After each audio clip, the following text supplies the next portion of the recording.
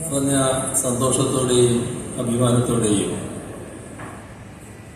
2023-24 വർഷത്തെ സംസ്ഥാന സർക്കാരിൻ്റെ പ്രവർത്തനങ്ങൾ സംബന്ധിച്ച പ്രോഗ്രസ് റിപ്പോർട്ട് ഔപചാരികമായി നിങ്ങളുടെ എല്ലാവരുടെയും മുന്നിൽ സമർപ്പിക്കട്ടെ. ഇവിടെ നേരത്തെ സൂചിപ്പിച്ചതുപോലെ തെരഞ്ഞെടുപ്പ് ഘട്ടത്തിൽ എല്ലാ രാഷ്ട്രീയ പാർട്ടികളും മുന്നണികളും ഒട്ടേറെ വാഗ്ദാനങ്ങൾ ജനങ്ങളുടെ മുന്നിൽ സമർപ്പിക്കാറുണ്ട്. പിന്നീട് ഇതെത്ര കണ്ട് നടപ്പായി എന്ന് പലപ്പോഴും പരിശോധിക്കപ്പെടാറില്ല. ഇതിനാണ് 2016 അധികാരത്തിൽ വന്ന LDF സർക്കാർ ഒരു മാറ്റം വരുത്തിയത്.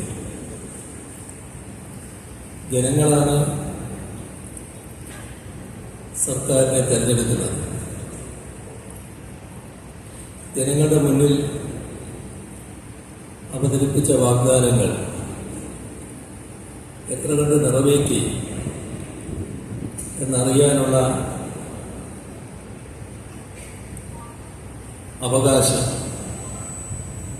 ജനങ്ങൾക്കുള്ളതാണ്. ആ അവകാശമാണ് ഇവിടെ പ്രോഗ്രസ് റിപ്പോർട്ടിലൂടെ സ്ഥാപിക്കപ്പെട്ടത്. 2016 ശേഷം 17 മുതൽ ആ സർക്കാരിൻ്റെ 5 വർഷക്കാലവും കൃത്യമായി ഈ പ്രോഗ്രസ് റിപ്പോർട്ട് അവതരിപ്പിക്കേണ്ടത്. അപ്പോൾ സർക്കാരിൻ്റെ പ്രവർത്തനത്തെക്കുറിച്ച് കൃത്യമായി വിലയിരുത്താനുള്ള അവസരമാണ് ജനങ്ങൾക്ക് ലഭ്യമാകുന്നത്. 600 വാഗ്ദാനങ്ങളിൽ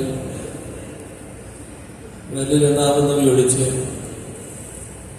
ബാക്കിയെല്ലാം പൂർത്തിയാക്കിയൊരു സർക്കാരായി 2016 LDF സർക്കാർ മാറി എന്നതാണ് ജനങ്ങൾക്ക് ഇതിലൂടെ അനുഭവപ്പെട്ട കാര്യം. മറ്റു പല കാരണങ്ങളും ചിലരെല്ലാം ചാർത്താൻ ശ്രമിക്കുന്നുണ്ടെങ്കിലും വീണ്ടും LDF സർക്കാർ ജനങ്ങൾ തെരഞ്ഞെടുക്കാനിടയായത് പ്രധാനമായും ഇതിനെ അടിസ്ഥാനപ്പെടുത്തിയത്. ഭരണരംഗം ജനങ്ങൾ ആഗ്രഹിക്കും വിധം ഉയർത്തിക്കൊണ്ടുവരാൻ ആ സർക്കാരിന് കഴിഞ്ഞു എന്നത് തന്നെയാണ് കേരളത്തിൻ്റെ അതേവരെയുള്ള ചരിത്രം തിരുത്തിക്കൊണ്ട് ഒരു തുടർഭരണം LDFന് സമ്മാനിക്കുന്നതിന് ജനങ്ങളെ പ്രേരിപ്പിച്ചു. ഇത് നാം മറ്റൊരു രീതിയിൽ പരിശോധിച്ചാൽ ഒരുപാട് പ്രയാസങ്ങൾക്കും ബുദ്ധിമുട്ടുകൾക്കും ഇടയിലാണ് ആ 5 വർഷക്കാലം LDF സർക്കാർ പ്രവർത്തിച്ചതും ഈ പറയുന്ന പ്രവർത്തനങ്ങൾ പൂർത്തീകരിച്ചതും എന്നത് കാണാൻ കഴിയും. നമ്മുടെ നാട് നേരിടേണ്ടി വന്ന ഒട്ടേറെ ദുരന്തങ്ങൾ പല രൂപത്തിൽ ഒരു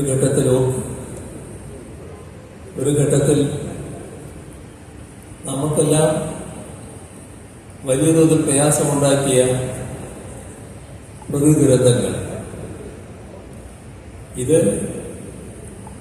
കേരളത്തെ വലിയ തോതിൽ തകർത്ത് കളയുന്ന മട്ടിലാണ് വന്നത്.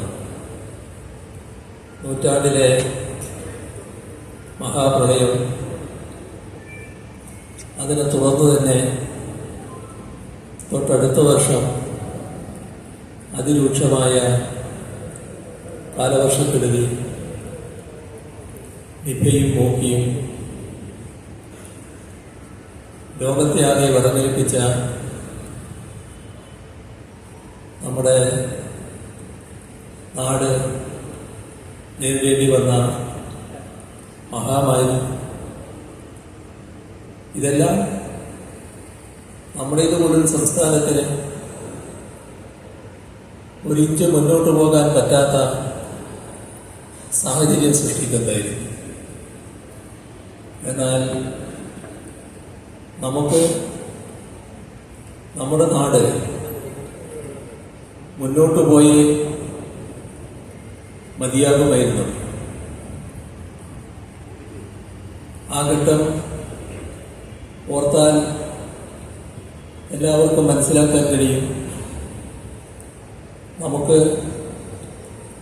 ഒരു ദുരന്തഘട്ടത്തിൽ, അതും മഹാദുരന്തഘട്ടത്തിൽ ലഭിക്കേണ്ട സഹായം കൃത്യമായി ലഭിച്ചിരുന്നില്ല എന്ന്.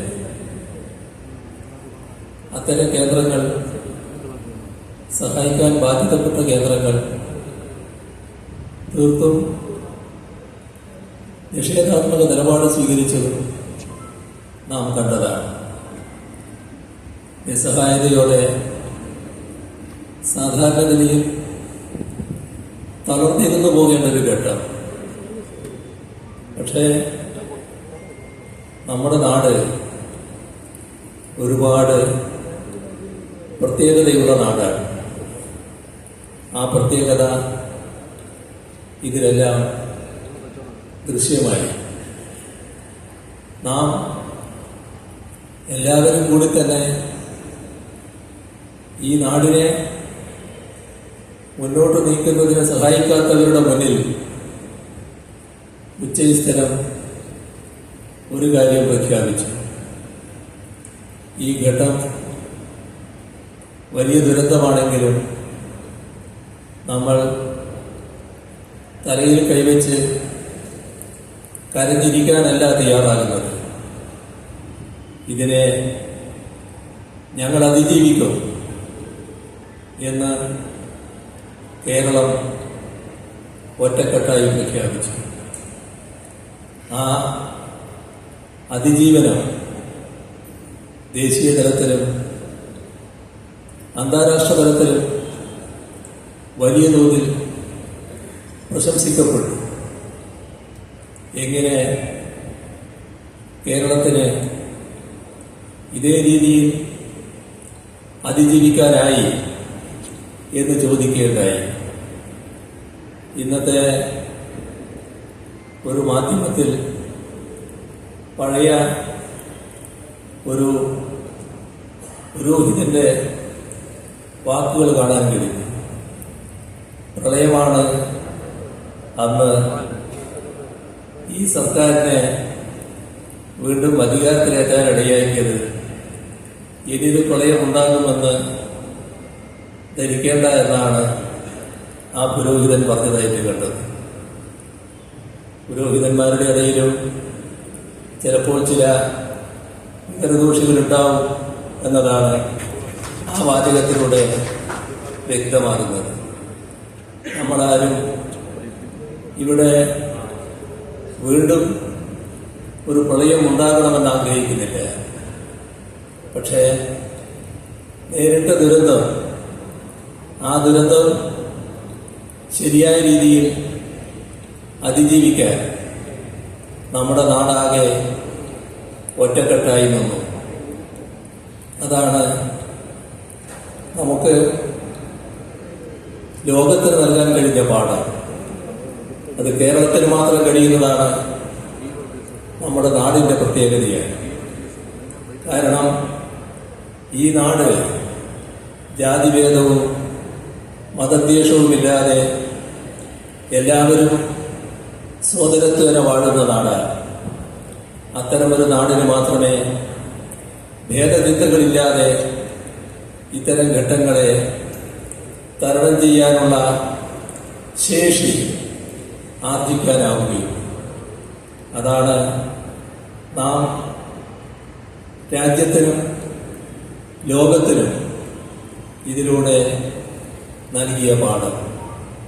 പക്ഷേ 2021 ഈ സർക്കാർ അധികാരത്തിൽ വന്നതിന് ശേഷം നമുക്ക് പുതിയ ചില അനുഭവങ്ങളാണ് ഉണ്ടായത്. ഈ 21 ശേഷമുള്ള 3 വർഷക്കാലം സർക്കാർ നടത്തിയ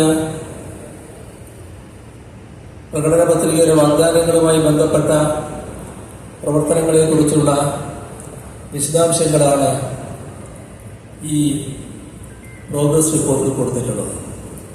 ഞാൻ അതിൻ്റെ ഓരോന്നിൻ്റെയും പ്രത്യേകമുള്ള വിശദാംശങ്ങളിലേക്ക് കടക്കുന്നില്ല. പക്ഷേ ഈ 3 വർഷക്കാലം നാം ഒരു പുതിയ ഘട്ടമാണ് നേരിടേണ്ടി വന്നത്. കേരളം ഒരു നാടെന്ന നിലക്ക് എങ്ങനെ മുന്നോട്ട് പോകണം എന്നതാണ് എല്ലാവരും ആഗ്രഹിക്കുന്നത്.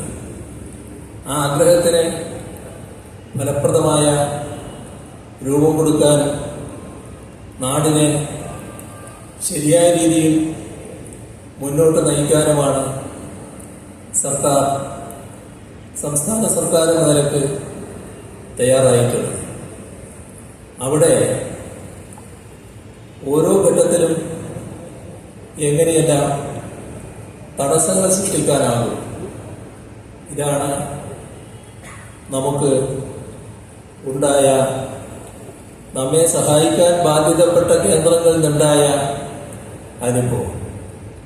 അത് മറ്റൊരു സംസ്ഥാനത്തിനും ഇതേ രീതിയിൽ ഇത്രമാത്രം ക്രൂരമായ രീതിയിൽ അനുഭവിക്കേണ്ടി വന്നിട്ടുണ്ടാവില്ല.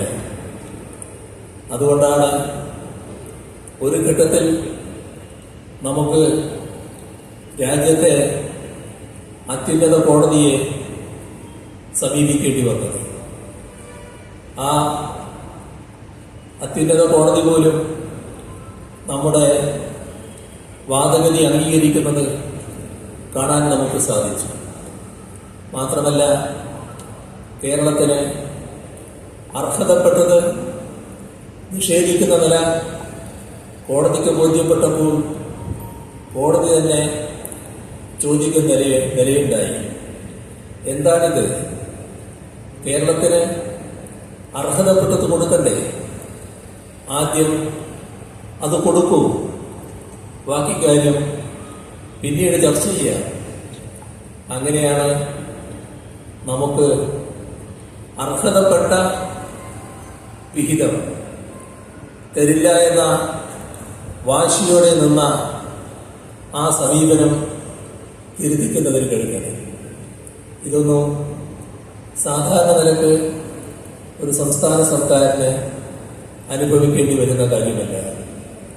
നമ്മുടെ നാട് 2016 മുതൽ പ്രകൃതി ദുരന്തങ്ങളാണ് നേരിടേണ്ടി വന്നതെങ്കിൽ അതിനേക്കാളും കടുത്ത രീതിയിൽ നാടിനെ പുറകോട്ടടിപ്പിക്കാനുള്ള നീക്കങ്ങളാണ് ഈ കഴിഞ്ഞ വർഷങ്ങളിൽ നമുക്ക് അനുഭവിക്കേണ്ടി വന്നത്. കൃത്യമായി ശ്വാസം മുട്ടിക്കുക, സാമ്പത്തികമായി ഞെരുക്കുക, ഉദ്ദേശം ഒന്ന് മാത്രമായിരുന്നു: എങ്ങനെ കേരളത്തിൻ്റെ എല്ലാവരും പുകഴ്ത്തുന്ന പരിപാടികൾ സർക്കാരിന് നിർവഹിക്കാൻ കഴിയും. അതിന് കഴിയാവുന്ന തടസ്സങ്ങൾ സൃഷ്ടിച്ച് അത്തരം കാര്യങ്ങൾ ഇല്ലാതാക്കാനാണ് ശ്രമിച്ചത്. പക്ഷേ നമ്മുടെ അനുഭവം അതിൻ്റെ മുന്നിലെല്ലാം നാം വിറങ്ങലിച്ചതല്ല. നാം നേരത്തെ പ്രഖ്യാപിച്ച് നടപ്പാക്കിയ നമ്മുടെ സഹോദരങ്ങൾ, വീടില്ലാത്തവരെന്ന് പറഞ്ഞാൽ ജീവിതകാലം മുഴുവൻ സ്വന്തമായൊരു കൂര മോഹിച്ച് ആ മോഹത്തോടു കൂടി മണ്ണടിഞ്ഞു പോകുന്നവർ, അവർക്ക് സ്വന്തമായൊരു കൂരയുണ്ടാവുക. ഇതാണ് ലൈഫ് മിഷനിലൂടെ നാം ലക്ഷ്യമിട്ടത്. ആ മിഷൻ പ്രവർത്തനത്തിലൂടെ ഇപ്പോൾ 4 ലക്ഷത്തിലധികം വീടുകളാണ് നമ്മുടെ കേരളത്തിൽ പൂർത്തിയാക്കാൻ കഴിഞ്ഞിട്ടുള്ളത്. ഇത് നമ്മുടെ നാടിൻ്റെ മാത്രമായിട്ടുള്ള ഒരു പ്രത്യേകതയാണ്. അതേസമയം നമ്മുടെ നാട്ടിൽ പട്ടയം ലഭിക്കാൻ ആഗ്രഹിക്കുന്ന സാധാരണ ജനങ്ങൾ ദശാബ്ദങ്ങളായി തന്നെ അവരുടെ കയ്യിൽ ഭൂമിയുണ്ടെങ്കിലും അതിൻ്റെ അവകാശം അവർക്ക് ലഭിച്ചിട്ടില്ല. 3 ലക്ഷത്തിലധികം പട്ടയങ്ങൾ ഈ കാലയളവിൽ അവർക്ക് ലഭ്യമാക്കാൻ LDF സർക്കാരിന് കഴിഞ്ഞുവെന്നതും നാം പ്രത്യേകമായി കാണേണ്ട കാര്യമാണ്. സാമ്പത്തികമായി ചില പ്രയാസങ്ങൾ ഉണ്ടായപ്പോൾ ആ പ്രയാസങ്ങളുടെ ഭാഗമായി ചില കാര്യങ്ങൾ നിർവഹിക്കുന്നതിന് തടസ്സങ്ങൾ വന്നുവെന്നത് യാഥാർത്ഥ്യമാണ്. എന്നാൽ ആ ഘട്ടത്തിൽ പോലും നമ്മുടെ നാട്ടിൽ കൃത്യമായി ഒരു കാര്യവും നടക്കരുത് എന്ന് ആഗ്രഹിച്ചവരുടെ ആഗ്രഹത്തിന് വിപരീതമായി സർക്കാർ ജീവനക്കാരുടെ ശമ്പളമാകെ കൃത്യമായി കൊടുക്കുന്ന നില ഉറപ്പുവരുത്താൻ സർക്കാരിന് കഴിഞ്ഞിട്ടുണ്ട്. എന്നാൽ അതോടൊപ്പം ഈ സാമ്പത്തിക പ്രതിസന്ധിക്കിടയിൽ ജീവനക്കാർക്ക് അർഹതപ്പെട്ട DA അത് കൃത്യമായി ലഭിക്കുന്നതിന് പ്രയാസങ്ങൾ വന്നിട്ടുണ്ട് എന്നുള്ളത് യാഥാർത്ഥ്യമാണ്. ആ വിഷമം എല്ലാ കാലത്തും ജീവനക്കാർക്ക് അനുഭവിക്കേണ്ടി വരില്ല എന്നുള്ളത് തന്നെയാണ് സർക്കാരിൻ്റെ ഉറച്ച നിലപാട്. ഏറ്റവും അടുത്ത അവസരത്തിൽ തന്നെ അതുമായി ബന്ധപ്പെട്ടുള്ള തീരുമാനങ്ങളിലേക്ക് കടക്കാൻ പറ്റുന്ന സാഹചര്യത്തിലേക്ക് സർക്കാർ എത്തുമെന്ന് തന്നെയാണ് പ്രതീക്ഷിക്കുന്നത്. അതേപോലെ തന്നെ പെൻഷൻകാരുടെ DRനും ഈ കാലയളവിൽ ചില പ്രയാസങ്ങൾ വന്നിട്ടുണ്ട്. എന്നാൽ സർക്കാർ പെൻഷൻ കൃത്യമായി കൊടുത്തുവരുന്ന നിലപാട് തന്നെയാണ് സ്വീകരിച്ചത്. എന്നാൽ അതോടൊപ്പം അർഹതപ്പെട്ട DRഉം അവർക്ക് ലഭിക്കേണ്ടതായിട്ടുണ്ട്. അതും ഇതേപോലെ തന്നെ സാഹചര്യം അനുകൂലമായി മാറും എന്ന ഉറച്ച വിശ്വാസമാണ് സർക്കാരിനുള്ളത്. അതിൻ്റെ ഭാഗമായി ഒട്ടും കാലവിളംബമില്ലാതെ അവരുടെ പ്രശ്നവും പരിഹരിക്കാൻ കഴിയുമെന്ന് തന്നെയാണ് പ്രതീക്ഷിക്കുന്നത്. ഇവിടെ സാമൂഹ്യക്ഷേമ പെൻഷൻ ലഭിക്കുന്ന ആളുകൾക്ക് കൃത്യമായി പെൻഷൻ നൽകി വരുന്ന സർക്കാരായിരുന്നു LDF സർക്കാർ. 600 രൂപ 2016 കടലാസിലുണ്ടായിരുന്ന ആ പെൻഷൻ അന്ന് 1.5 വർഷത്തെ അടക്കം കുടിശ്ശിക നിലവിലുണ്ടായിരുന്ന അവസ്ഥ 2016 അധികാരത്തിൽ വന്ന ഉടനെ ആ കുടിശ്ശിക മുഴുവൻ തീർക്കുന്നതിനാണ് ആദ്യമേ തന്നെ തീരുമാനമെടുത്തത്. പിന്നീട് ആ നില മാറുന്നത് നാം കണ്ടു. 600-ൽ നിന്ന് വർധനവ്, അത് വർദ്ധിച്ച് 1600-ൽ എത്തി നിന്നു. ആ 1600 രൂപ ഓരോ മാസവും ആ പെൻഷൻ വാങ്ങുന്നവരുടെ കൈകളിൽ എത്തുന്നതിനായി കൃത്യമായി അവ വിതരണം ചെയ്യുന്നതിനായി പ്രത്യേക സംവിധാനവും സൃഷ്ടിച്ചു. പക്ഷേ ഒരു കാര്യവും കേരളത്തിൽ കൃത്യമായി നടത്താൻ വിടില്ല എന്ന് നിർബന്ധമുള്ളവർ ആ പ്രത്യേക സംവിധാനത്തെ ലക്ഷ്യമിട്ടുകൊണ്ട് നടപടികൾ സ്വീകരിച്ചു. അതിൻ്റെ ഭാഗമായി അതിനുവേണ്ടി രൂപീകരിച്ച കമ്പനി എടുക്കുന്ന വായ്പ കൃത്യമായി സർക്കാർ തിരിച്ചടക്കുന്നതാണെങ്കിലും ആ വായ്പ സർക്കാരിൻ്റെ കടമെടുപ്പ് പരിധിയിൽ ഉൾപ്പെടുത്തി സർക്കാർ എടുക്കാൻ അവകാശപ്പെട്ട കടത്തിൽ കുറവ് വരുത്തും എന്ന നിലപാട് സ്വീകരിച്ചു. ഒറ്റ ലക്ഷ്യമേ ഉണ്ടായിരുന്നുള്ളൂ, ഇത് കൃത്യമായി നടക്കാൻ പാടില്ല. താൽക്കാലിക ആശ്വാസം അവർക്കുണ്ടായി. കാരണം കുറച്ച് മാസം അത് കൃത്യമായി കൊടുക്കാൻ കഴിയാത്ത അവസ്ഥ വന്നു എന്നത് എല്ലാവർക്കും അറിയാം. നേരത്തെ പറഞ്ഞ സുപ്രീം കോടതിയുടെ ഇടപെടലടക്കം വന്നപ്പോൾ എപ്പോഴാണോ നമ്മുടെ സാമ്പത്തിക നിലയിൽ ചെറിയ മാറ്റം വരികയും സർക്കാരിൻ്റെ കൈകളിലേക്ക് പണം എത്തിച്ചേരുന്ന അവസ്ഥ വരികയും ചെയ്തത്, ആ ഘട്ടത്തിൽ ആദ്യമേ തന്നെ ആ പറയുന്ന പെൻഷൻ കൃത്യമായി കൊടുക്കുന്ന നടപടിയെടുത്തു. ഇപ്പോൾ ഓരോ മാസവും ക്ഷേമ പെൻഷൻ കൃത്യമായി കൊടുക്കുന്ന നിലപാട് തന്നെയാണ് സ്വീകരിച്ചു പോകുന്നത്. അത് മുടക്കാമെന്ന ധാരണ ആർക്കും വേണ്ട. ചില സംഖ്യ കുടിശ്ശികയായി കിടക്കുന്നുണ്ട്. ഒന്നിച്ചു കൊടുത്തു തീർക്കാൻ ഇപ്പോഴുള്ള സാമ്പത്തിക പ്രയാസം കൊണ്ട് കഴിയില്ല എന്നുള്ളത് എല്ലാവർക്കും അറിയാം. എന്നാൽ സർക്കാർ ജീവനക്കാരുടെ കാര്യം പറഞ്ഞതുപോലെ തന്നെ, DAയുടെ പ്രശ്നം പറഞ്ഞതുപോലെ തന്നെ ആ കുടിശ്ശികയും ഞങ്ങൾ അതിവേഗം തന്നെ കൊടുത്തു തീർക്കും എന്നുള്ളതാണ് അതുമായി ബന്ധപ്പെട്ട് പറയാനുള്ളത്. ഇതിലൊന്നും മനപ്പായസത്തോടെ ആളുകൾ കഴിയേണ്ട എന്നുള്ളത് കൊണ്ടാണ് സാധാരണ നിന്ന് വ്യത്യസ്തമായി ഈ കാര്യങ്ങൾ പറയാൻ ഈ അവസരം ഞാൻ ഉപയോഗിക്കുന്നത്.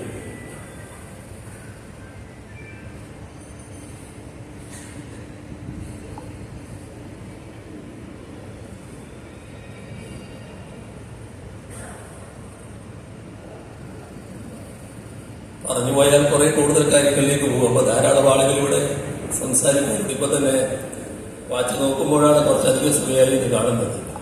ഇതാണ് നാം നേരിടേണ്ടി വന്ന അവസ്ഥ. ഇവിടെ ഒരു സർക്കാർ എന്ന നിലക്ക് നടത്തുന്ന പ്രവർത്തനങ്ങളുടെ ഭാഗമായി എല്ലാ രംഗവും നല്ല രീതിയിൽ മെച്ചപ്പെട്ടിരിക്കുകയാണ്. അതിന്റെ കണക്കുകളോടുകൂടി തന്നെ അവതരിപ്പിക്കാൻ സാധിക്കും. പക്ഷേ ആ കണക്കുകളിലേക്ക് ഞാൻ കടക്കുന്നില്ല. ഇപ്പോ നമ്മുടെ നാട്ടിൽ യുവാക്കൾ ആഗ്രഹിക്കുന്ന കാര്യം കൂടുതൽ മെച്ചപ്പെട്ട തൊഴിൽ ലഭിക്കുക എന്നുള്ളതാണ്. ആ തൊഴിൽ ലഭ്യമാക്കാനുള്ള നടപടികളാണ് ഫലപ്രദമായി സ്വീകരിച്ചു വരുന്നത്. ആധുനിക തൊഴിൽ സൗകര്യങ്ങൾ നമ്മുടെ സംസ്ഥാനത്ത് വലിയ തോതിൽ ഉയർന്നു വരാനാണ് പോകുന്നത്. അത് IT രംഗത്തുള്ള പുരോഗതി മാത്രമല്ല, മറ്റ് അന്താരാഷ്ട്ര സ്ഥാപനങ്ങളും ബഹുരാഷ്ട്ര സ്ഥാപനങ്ങളും ഇവിടെ വരാനുള്ള താല്പര്യം പ്രകടിപ്പിച്ചിരിക്കുന്നു, വന്നുകൊണ്ടിരിക്കുന്നു എന്നതാണ് കാണാൻ നമുക്ക് കഴിയുക. അത്തരം സ്ഥാപനങ്ങൾക്ക് നാം നേരിടുന്ന ചില പ്രശ്നങ്ങളുണ്ട്. കാരണം നമ്മുടെ സംസ്ഥാനത്ത് ആവശ്യത്തിന് മതിയായത്ര ഭൂമിയില്ല എന്നത് വസ്തുതയാണ്. കാരണം മറ്റു ചില സംസ്ഥാനങ്ങൾക്കൊക്കെ നല്ലതുപോലെ ഭൂമിയുണ്ട്. നമ്മൾ ജനസാന്ദ്രത ഏറ്റവും കൂടുതലുള്ള സംസ്ഥാനമാണ്. അപ്പോൾ ആവശ്യത്തിന് ഉപയോഗിക്കാനുള്ള ഭൂമി, അതിൻ്റെ അളവ് നമുക്ക് കുറവാണ്. എങ്കിലും നമ്മുടെ സംസ്ഥാനത്തിന് പറ്റിയ തരത്തിലുള്ള സ്ഥാപനങ്ങൾ വ്യാവസായിക രംഗത്ത് വലിയ തോതിൽ കുതിച്ചുയരുന്നതാണ് കാണാൻ നമുക്ക് കഴിയുക. IT മേഖല വലിയ തോതിൽ പുരോഗതി പ്രാപിക്കുന്നതാണ് നമുക്ക് കാണാൻ കഴിയുക. എല്ലാവർക്കും അറിയാവുന്നതാണ്, പുതിയ സംരംഭങ്ങൾ വ്യവസായ രംഗത്ത് ആരംഭിക്കാൻ തീരുമാനിച്ചപ്പോൾ അഭൂതപൂർവമായ വളർച്ചയാണ് ഉണ്ടായത്. നല്ല രീതിയിൽ ആ മേഖല വീണ്ടും പരിപോഷിപ്പിക്കുന്നതിനുള്ള നടപടികളാണ് സർക്കാർ സ്വീകരിച്ചു വരുന്നത്. നമ്മുടെ കാർഷിക രംഗം വലിയ തോതിലുള്ള മാറ്റമാണ് ഉണ്ടാക്കിയിരിക്കുന്നത്. നല്ല അഭിവൃദ്ധി കാർഷിക രംഗത്തുണ്ടായിരിക്കുന്നു. എന്നാൽ വരൾച്ചയുടെ ഭാഗമായി നമുക്ക് നേരിടേണ്ടി വന്ന പ്രശ്നങ്ങളുണ്ട്. കേരളത്തിലെ നാണ്യവിള കൃഷി ചെയ്യുന്നവര്, റബ്ബർ കൃഷിക്കാര്, ഏല കൃഷിക്കാര്, കുരുമുളക് കൃഷിക്കാര്, ഇങ്ങനെയെല്ലാം ഉള്ളവർ നേരിടുന്ന ഒട്ടേറെ പ്രശ്നങ്ങളുണ്ട്. അത്തരം പ്രശ്നങ്ങളും നല്ല രീതിയിൽ തന്നെ കൈകാര്യം ചെയ്ത് പോകണമെന്നാണ് സർക്കാർ കാണുന്നത്. അതിനുള്ള നടപടികളിലേക്കും നീങ്ങാൻ തന്നെയാണ് സർക്കാർ ഉദ്ദേശിക്കുന്നത്. കേരളം നേരിടുന്ന ഇത്തരം പ്രശ്നങ്ങൾ ഇത് കേരളത്തിന്റെ മാത്രമായിട്ടുള്ളൊരു പ്രശ്നമാണ്. ഇപ്പോ മറ്റൊരു സംസ്ഥാനത്ത് വരൾച്ച കൊണ്ട് കെടുതിയുണ്ടായാൽ ഒരു വിളയെ ചെറിയ തോതിൽ ബാധിക്കുകയാണ് ചെയ്യുക. ആ സമയത്തുണ്ടാകുന്ന നഷ്ടമാണ്. പക്ഷേ നമ്മുടെ സംസ്ഥാനത്ത് വരൾച്ചയുടെ ഭാഗമായി ഏലത്തിനും മറ്റും നഷ്ടമുണ്ടാകുന്നു എന്ന് വന്നാൽ അത് ആ ഘട്ടത്തിൽ മാത്രമുള്ള നഷ്ടമല്ല, തുടർന്നുള്ള വർഷങ്ങളിലേക്കടക്കം അത് ബാധിക്കുകയാണ്. ആ കൃഷിയെ തന്നെ ബാധിക്കുകയാണ്. അത്തരത്തിലുള്ള കേരളത്തിൻ്റെതായ പ്രശ്നങ്ങളുണ്ട്. ആ പ്രശ്നങ്ങൾ പ്രത്യേകമായിട്ട് തന്നെ പരിഹരിച്ചു പോകണമെന്നാണ് നാം കാണുന്നത്. നമുക്ക് ദീർഘമായ ഒരു കടലോരമാണുള്ളത്. ആ കടലോരത്ത് ഒരുപാട് പ്രശ്നങ്ങളുണ്ട്. അതിന് കേന്ദ്ര ഗവൺമെന്റ് ഇടപെട്ട് സഹായിക്കേണ്ടതാണ്. കടലാക്രമണവും അതുമായി ബന്ധപ്പെട്ടുള്ള നാശനഷ്ടങ്ങളും പരിഹരിക്കുന്നതിനുള്ള നടപടികളുടെ കാര്യം. പക്ഷേ ഫലപ്രദമായ ഇടപെടൽ കേന്ദ്ര ഗവൺമെന്റിന്റെ ഭാഗത്തുണ്ടാകുന്നില്ല. എങ്കിലും ആ രംഗത്ത് ചില കാര്യങ്ങൾ ചെയ്യണമെന്ന് തന്നെയാണ് സർക്കാർ ആഗ്രഹിക്കുന്നത്. അതിനാവശ്യമായ തരത്തിലുള്ള ഇടപെടൽ സംസ്ഥാന സർക്കാരിന്റെ ഭാഗത്ത് നിന്ന് ഉണ്ടാവുകയാണ്. കേന്ദ്ര ഗവൺമെന്റിനെ എത്രത്തോളം സഹായിക്കാൻ കഴിയുമെന്നത് വീണ്ടും കേന്ദ്രത്തെ സമീപിക്കുന്ന നില തന്നെ ആ കാര്യത്തിൽ സ്വീകരിക്കുമെന്നാണ് അതുമായി ബന്ധപ്പെട്ട് പറയാനുള്ളത്. അതേപോലെ തന്നെ നമുക്ക് ഏറ്റവും ഗുരുതരമായ പ്രശ്നമാണ് മനുഷ്യരും വന്യജീവികളും തമ്മിലുള്ള സംഘർഷത്തിന്റെ പ്രശ്നം. ഈ കടലോരം പോലെ തന്നെ നമ്മുടെ മലയോരവും അതുമായി ബന്ധപ്പെട്ട് കിടക്കുന്ന വനവും സൃഷ്ടിക്കുന്ന ഒട്ടേറെ പ്രശ്നങ്ങൾ നമുക്കുണ്ട്. അവിടങ്ങളിൽ അതിന് തൊട്ടു താമസിക്കുന്ന ജനങ്ങൾക്ക് അനുഭവിക്കേണ്ടി വരുന്ന പ്രയാസങ്ങളുണ്ട്. ആ പ്രശ്നങ്ങളും പരിഹരിച്ചു പോകേണ്ടതായിട്ടുണ്ട്. ആ പരിഹാര നടപടികളിലേക്കും കടക്കാൻ തന്നെയാണ് സർക്കാർ ഉദ്ദേശിച്ചിട്ടുള്ളത്. ഇപ്പോ നമ്മുടെ തെരഞ്ഞെടുപ്പ് നേരത്തെ കഴിഞ്ഞെങ്കിലും ഒരു മാസത്തിലധികം മറ്റേ പെരുമാറ്റച്ചട്ടത്തിന്റെ ഭാഗമായി നമ്മൾ ഒന്നും ചെയ്യാൻ പറ്റാത്ത അവസ്ഥയിലുണ്ടായല്ലോ. ഒരു ആഘട്ടത്തിൽ മറ്റു നടപടികളിലേക്കൊന്നും കടക്കാൻ പറ്റിയില്ല. നമ്മുടെ മഴക്കാല പൂർവ്വ ശുചീകരണ യോഗം പോലും നടത്താൻ പറ്റാത്ത അവസ്ഥ ആ ഘട്ടത്തിൽ ഉണ്ടായി. അതാണ് നമ്മുടെ നാടിന്റെ ഒരു പ്രത്യേകത. എന്താണ് അത്തരമൊരു നില വരുന്നത് എന്ന് മനസ്സിലാക്കാൻ കഴിയാത്തൊരു കാര്യമാണ്. ഇനിയെങ്കിലും അത്തരം കാര്യങ്ങൾ ആലോചിക്കേണ്ടതുണ്ട് എന്നാണ് തോന്നുന്നത്. ഈ തെരഞ്ഞെടുപ്പെല്ലാം കഴിഞ്ഞു, റിസൾട്ടും വന്നു. തെരഞ്ഞെടുപ്പ് കമ്മീഷനെ ഇതുമായി ബന്ധപ്പെട്ട് ചില പ്രശ്നങ്ങൾ അറിയിക്കേണ്ടതുണ്ട് എന്നാണ് ഞങ്ങൾ കരുതുന്നത്. കാരണം ഒരു സംസ്ഥാനത്ത് തെരഞ്ഞെടുപ്പ് കഴിഞ്ഞാൽ ആ സംസ്ഥാന സർക്കാരിന് പിന്നീട് അവിടെ സാധാരണഗതിയിൽ പ്രവർത്തിക്കുന്നതിന് തടസ്സങ്ങൾ ഉണ്ടാക്കുന്നത് ശരിയായ രീതിയല്ല എന്നാണ് തോന്നുന്നത്. അവിടുത്തെ സർക്കാരിന് പ്രവർത്തിക്കാൻ സാധാരണഗതിയിൽ കഴിയണ്ടേ, അതിവിടെ നിഷേധിക്കുന്ന നിലയാണ് കാണാൻ കഴിഞ്ഞത്. അതിന്റെ ഭാഗമായിട്ടാണ് മന്ത്രിമാര് ഇവിടെ ചില പ്രത്യേക ഘട്ടങ്ങളുണ്ടായപ്പോൾ തെരഞ്ഞെടുപ്പിന്റെ ഘട്ടമാണ് എന്നുള്ളതുകൊണ്ട്, ഈ പെരുമാറ്റച്ചട്ടത്തിന്റെ ഘട്ടമാണ് എന്നുള്ളതുകൊണ്ട് ജില്ലകളിലുള്ള പ്രശ്നങ്ങളിൽ ഇടപെടാൻ പറ്റാതെ അങ്ങോട്ട് പോയി സമീപിക്കാൻ പറ്റാത്ത അവസ്ഥയുണ്ടായത്. ഇത് നമുക്ക് ചില പ്രയാസങ്ങൾ സൃഷ്ടിച്ചു ഈ ഘട്ടത്തിൽ. അതൊരു മറ്റു പ്രയാസങ്ങളുമായി താരതമ്യപ്പെടുത്തിയാൽ വലിയ പ്രയാസമല്ല. എങ്കിലും ഈ ഒരു മാസക്കാലം അത്തരം ചില പ്രശ്നങ്ങൾ നമുക്ക് നേരിടേണ്ടി വന്നു എന്നുള്ളതും ഈ ഘട്ടത്തിൽ നാം ഓർക്കേണ്ടതായിട്ടുണ്ട്. ഞാൻ മറ്റ് കൂടുതൽ കാര്യങ്ങളിലേക്ക് കടക്കുന്നില്ല. നമ്മുടെ നാട് നമുക്ക് വിലപ്പെട്ടതാണ്. ഈ നാടിനെ ഇനിയും പുരോഗതി നല്ല രീതിയിൽ ഉണ്ടാക്കാൻ നമുക്ക് കഴിയേണ്ടതായിട്ടുണ്ട്. അഭിമാനകരമായ പുരോഗതി നമുക്ക് നേടാനായിട്ടുണ്ട്. നമ്മുടെ തനത് വരുമാനം നല്ല രീതിയിൽ വർദ്ധിപ്പിക്കാൻ കഴിഞ്ഞിട്ടുണ്ട്. നമ്മുടെ നികുതി വരുമാനം നല്ല രീതിയിൽ വർദ്ധിപ്പിക്കാൻ കഴിഞ്ഞിട്ടുണ്ട്. നമ്മുടെ സാമ്പത്തിക നിലയെടുത്ത് പരിശോധിച്ചാൽ ഒരു സംസ്ഥാനം എന്ന നിലയ്ക്ക് സംസ്ഥാനം നേടേണ്ട സാമ്പത്തിക ഭദ്രത ഏറ്റവും നല്ല രീതിയിൽ നേടാൻ നമ്മുടെ സംസ്ഥാനത്തിന് കഴിഞ്ഞിട്ടുണ്ട്. അതോടൊപ്പം ചേരേണ്ട കേന്ദ്ര വിഹിതം കൃത്യമായി ലഭിച്ചില്ല എന്നതായിരുന്നു നമ്മുടെ സംസ്ഥാനത്തിന്റെ സാമ്പത്തിക പ്രയാസത്തിന് ഇടയാക്കിയ ഏറ്റവും പ്രധാന ഘടകം. ഏതായാലും ഇനിയുള്ള കാലം അതിനെല്ലാം ചില മാറ്റങ്ങൾ വരുമെന്ന് നമുക്ക് പ്രതീക്ഷിക്കാം. എപ്പോഴും നമുക്ക് ശുഭപ്രതീക്ഷയാണല്ലോ വേണ്ടത്. ഇനി അതല്ലാത്തതാണ് വരുന്നെങ്കിലും നമുക്ക് മുന്നോട്ട് പോയേ തീരും. അത് നാം നേരത്തെ തെളിയിച്ചിട്ടുണ്ട്. എല്ലാവരും കൂടി ഒന്നിച്ചു നിൽക്കുക എന്താണ് പ്രധാനം. നാടിന്റെ തനിമ അത് നിലനിർത്തിക്കൊണ്ട് നമുക്ക് നല്ല രീതിയിൽ മുന്നേറാം. ഈ കഴിഞ്ഞ 3 വർഷക്കാലം കൃത്യമായി പ്രവർത്തിച്ചു പോകാൻ കഴിഞ്ഞിട്ടുണ്ട് എന്ന് തന്നെയാണ് അഭിമാനപൂർവ്വം ജനസമക്ഷം ഞങ്ങൾക്ക് അവതരിപ്പിക്കാനുള്ളത്. അത് കഴിഞ്ഞത് എല്ലാ ഘട്ടത്തിലും ജനങ്ങൾ നൽകിയ പിന്തുണ തന്നെയാണ്. എല്ലാ കാര്യങ്ങൾക്കും കൃത്യമായി പിന്തുണ നൽകിയിട്ടുണ്ട്. ജനങ്ങൾ എല്ലാ കാര്യങ്ങളിലും ഒപ്പമുണ്ടായിട്ടുണ്ട്. ജനങ്ങളോടൊപ്പം സർക്കാരും നിന്നിട്ടുണ്ട് എന്നുള്ളതാണ് നമ്മുടെ നാടിന്റെ അനുഭവം. മറ്റ് കൂടുതൽ കാര്യങ്ങളിലേക്ക് ഞാൻ കടക്കുന്നില്ല. ഈ പ്രോഗ്രസ് റിപ്പോർട്ട് അവതരിപ്പിച്ചതായി ഒരിക്കൽ കൂടി പറഞ്ഞുകൊണ്ട് അവസാനിപ്പിക്കുന്നു. നിങ്ങൾക്ക് എന്റെ സ്നേഹാഭിവാദം.